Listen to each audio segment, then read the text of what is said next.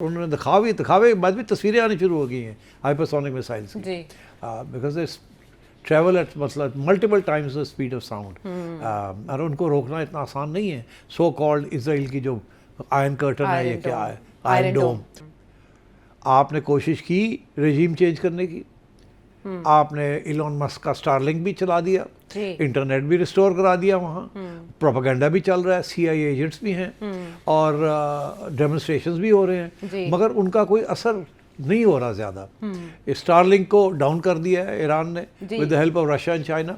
Iran ने ये कर दिया कि हमारी हाइपरसोनिक मिसाइल्स जो हैं they are ready in targeting Israel and American bases in the region. American bases जो हैं वो सारे आपके Abraham accord countries.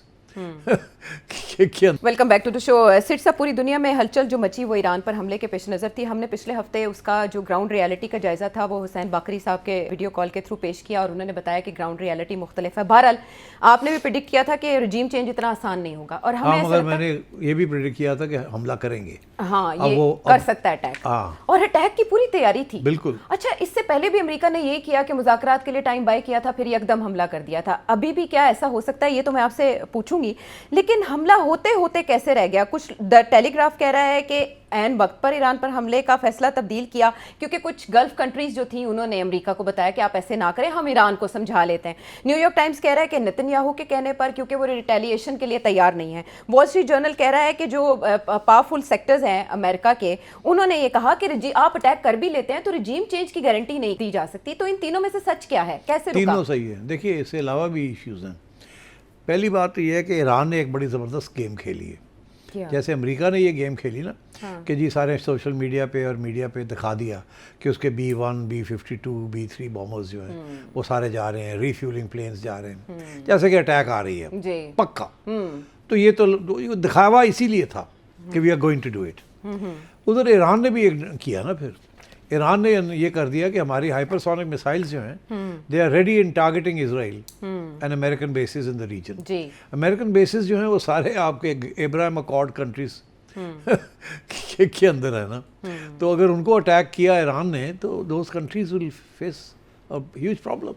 I mean, मैं आपको एग्जांपल दूं कि अगर UAE के ऊपर हाइपरसोनिक मिसाइल्स गिरने शुरू हो गए तो UAE की तो सारी इकोनॉमी तबाह हो जाएगी। तो सारा वो जो सब कुछ जो बनाया है, all go up in a way for smoke. तो इसलिए and these countries can't afford कि उनकी इकोनॉमीज़ के ऊपर कोई असर पड़े। They all depend on foreign investment and foreigners and so on.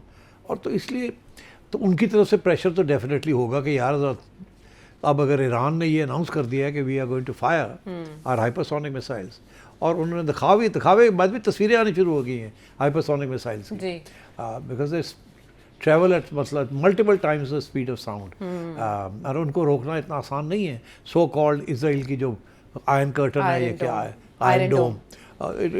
और फिर ये भी सब ने बताया कि सारी जो आयरन डोम की जो सप्लाई लाइन्स हैं वो अमेरिका से आती हैं। The missiles that are used to drown, to knock out incoming missiles और इनकमिंग एयरक्राफ्ट, तो वो तो सारा अमेरिकन सप्लाई करता है, इसराइल के पास तो नहीं है। अमेरिकन सप्लाईज भी उन्होंने पिछली दफ़ा जब अटैक किया था तो they used up a lot of their stock pile. तो इसलिए देयर इज रियल स्केयर कि अगर रेजीम चेंज नहीं होती और ईरान काउंटर अटैक करता है तो बहुत डेवस्टेशन हो जाएगी मिडल ईस्ट के अंदर, specially on Israel and also in this other Abraham accord countries. अच्छा, 4-5 जो हैं। इसीलिए आई थिंक इसराइल ने भी कहा होगा कि अभी ठहर जाए। आपने कोशिश की रजीम चेंज करने की, आपने इलॉन मस्क का स्टारलिंक भी चला दिया, इंटरनेट भी रिस्टोर करा दिया, वहाँ प्रोपेगेंडा भी चल रहा है, CIA एजेंट्स भी हैं और डेमोन्स्ट्रेशंस भी हो रहे हैं, मगर उनका कोई असर नहीं हो रहा ज़्यादा।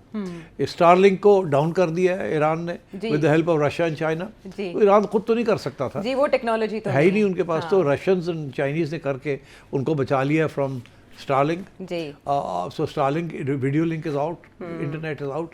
तो वो जो सारी इस्तेमाल किया जा रहा था, एक बेस बनाया जा रहा था, वो बेस नहीं बनाना। और वो जो डेमोन्स्ट्रेशंस हो रहे हैं, इन्होंने इरानियन रजीम ने काउंटर डेमोन्स्ट्रेशन शुरू कर दिए जी, हक में हुकूमत के मुजाहरे हुए हैं बड़ी तादाद में। वो जो रेवोल्यूशनरी गार्ड्स हैं उन्होंने तो बिल्कुल अपना ये क्लियर कर दिया है कि जो मर्जी हो जाए, वी आर 100,000 स्ट्रॉन्ग, हम तो बिल्कुल आप ये वेनेजुएला वाली बात ना सोचें कि जी यहाँ ये हो जाएगा, यहाँ तो बहुत कुछ हो जाएगा, हम कर देंगे। और वो आइडियोलॉजिकली मोटिवेटेड है। जैसे ये डेमोन्स्ट्रेशन जो हुई हैं हुकूमत के हक़ पे, ये आइडियोलॉजिकल मोटिवेशन है ना।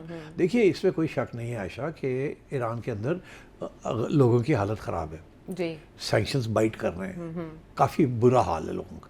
गैस नहीं मिल रही, एनर्जी सप्लाईज नहीं है, बिजली नहीं है, महंगाई है, बहुत हालत ख़राब है बेचारों की। मगर उसके साथ रेजीम चेंज नहीं हो रही। जैसे कि शाह ईरान 1979 में रज़ा शाह पहलवी जब उसको गिराया था, तो उस वक्त जो डेमोन्स्ट्रेशंस हुई थी ऑल अक्रॉस ईरान, देवो उसको रोक नहीं सका था वो, डिस्पाइट हिज गेस्टापो, उसकी बहुत बड़ी इंटेलिजेंस सर्विस थी, बट वो रोक नहीं सका था उनको। आज ही के दिन वो चले गए थे छोड़ के ईरान। आज का दिन जी 16 तो मगर उसके बाद फिर आयतुल्लाह ख़ोनी पेरिस से वापस आए थे और इस्लामिक रेवोल्यूशन हुई थी, because the movement was Islamic. ये मूवमेंट के अंदर सबसे बड़ा प्रॉब्लम ये है कि अगर इस गवर्नमेंट को गिराते हैं, जिसको शायद वो पसंद नहीं करते लोग, बहुत से लोग, मगर वो कहते हैं कि ये तो फिर अमेरिका को तो उससे ज्यादा नफरत करते हैं। एंटी अमेरिका सेंटिमेंट बहुत ज्यादा ना, मर्ग बा अमेरिका। हाँ, बिकॉज उनको पता है कि तारीख के अंदर अमेरिका ने क्या क्या किया है जी। तो इसलिए आई थिंक इस वजह से वो मूवमेंट नहीं बन रही है फॉर रेजीम चेंज। एक दूसरा ये कि ईरान की हेल्प तो रशिया और चाइना कर रहे हैं। अच्छा। और तीसरी बात ये है कि ये आइडियोलॉजिकल रेजीम है, मरने के लिए तैयार है, शहीद होने के लिए तैयार है। बड़ा फ़र्क पड़ जाता है ना आयशा। फॉर एग्जांपल मैं आपको देता हूँ, ये जो शहादत का जो कॉन्सेप्ट है ना, जो इस्लाम के अंदर है, ये आपको बड़ी दिलेरी देता है, बिकॉज यू वेलकम शहादत ना, मौत का खौफ नहीं रहता। इसीलिए आपकी एयरफोर्स, आपकी आर्मी, आपकी नेवी जो है they much more efficient and much more productive and much more aggressive. वो रिस्क लेते हैं, उन्हें फिक्र नहीं है कि मर जाओगे तो की हो गया, जन्नत ही मिलेगी। हाँ, तो उधर दूसरी साइड पे तो मरना इज यू नो, उनके लिए जिंदगी सब कुछ है। एब्सोल्युटली। तो इसलिए I think this makes a very big difference, the motivation, ideological motivation of Islamic forces of being a मुसलमान। तो आई थिंक इस किस्म के इश्यूज हैं, डोनाल्ड ट्रंप को समझ आ गई है। और फाइनल पॉइंट ये है कि उनके जो अपने सपोर्टर्स हैं ना, mega supporters, make America great again, वो ये कहते हैं कि आपने तो कहा था you will not go into Wars, हाँ, जंग नहीं करेंगे, लेकिन और वहाँ भी रेजिस्टेंस आ रही है कि ये आप क्या कर रहे हैं, you again going stepping into Wars. और जिसकी वजह से डोनाल्ड ट्रंप कॉन्स्टेंटली एक्सप्लेन कर रहा है कि हमने बूट्स ऑन ग्राउंड नहीं लगने के, बूट्स ऑन। तो ये फिर स्ट्राइक्स करने के साथ क्या होगा, आपने न्यूक्लियर इंस्टॉलेशंस के ऊपर तो पहले स्ट्राइक्स कर ली हैं ना, चलो आप समझे कि पूरे कामयाब हो गए, क्या उसके साथ कोई मसला हल हुआ है? नहीं हुआ ना। ईरान तो वहीं खड़ा है। तो अब आप क्या करेंगे?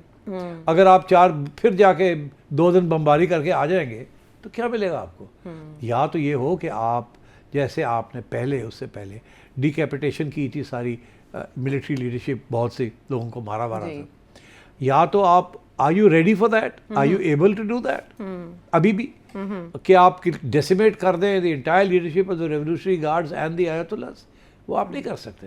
और मैं क्योंकि ईरान भी तो समझ गया ना गेम क्या है, उन्होंने भी तो कॉर्नर कर लिया, उनको भी समझ आ गई है CIA एजेंट्स क्या कर रहे हैं क्या नहीं कर रहे, and they are also now making precautions कि वो चीज़ फिर से ना हो जो पहले हुई थी। तो आई थिंक डोनाल्ड ट्रंप को एक बात समझ आ गई है इसराइल को कि रजीम चेंज नहीं होने जा रही है, अब भी नहीं होने जा रही, अभी और काम करना पड़ेगा, अभी और मेहनत करनी पड़ेगी, तैयारी और करनी पड़ेगी। एक दूसरा ये कि अगर ईरान काउंटर अटैक करता है तो उसके साथ बहुत नुकसान हो जाएगा। अभी हम उस पोजीशन में नहीं हैं कि हम उसकी काउंटर अटैक को रोक सकें। So I think for these reasons Donald Trump ने हाथ पीछे हटा लिए, and I think the Iranians welcome that, कि अच्छी बात है पीछे हटे आप, लड़ाई झगड़े से हटे, but that is only because Iran was able to demonstrate 2 things. एक ये कि मूवमेंट के साथ रजीम चेंज